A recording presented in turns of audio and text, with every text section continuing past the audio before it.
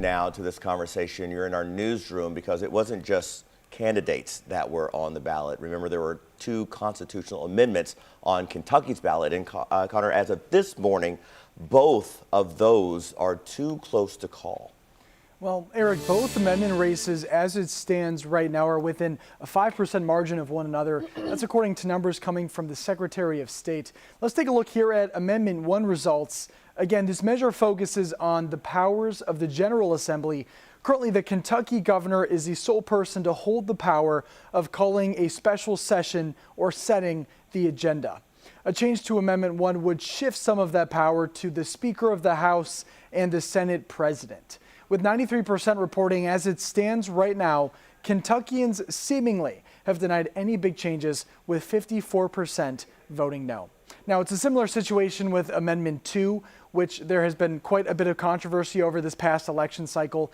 With more than 93% of the state reporting, it appears Amendment 2 will be struck down. Now remember, a yes vote on the measure is indicative of being in favor of changing the Kentucky Constitution to reflect that there is no right to an abortion. A vote no signified you did not want to change the Constitution, keeping the door open for lawsuits and challenges to Kentucky's abortion ban.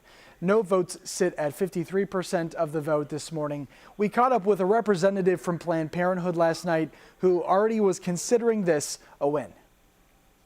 This is really reflective of the campaign the last 18 months. We've been on the ground knocking doors and on phones and hearing what we're seeing reflected tonight, that Kentuckians support access to abortion, that this issue transcends political affiliation, religious identity, that people support access to abortion and they know it's health care. On the other side of the issue, pro-life groups tell us they're still watching the numbers. They say they are not ready to make a statement. Again, more than 93% of the state's votes have been reported. Now, when we do get an official word on either of these races being called, we'll be sure to bring them to you immediately.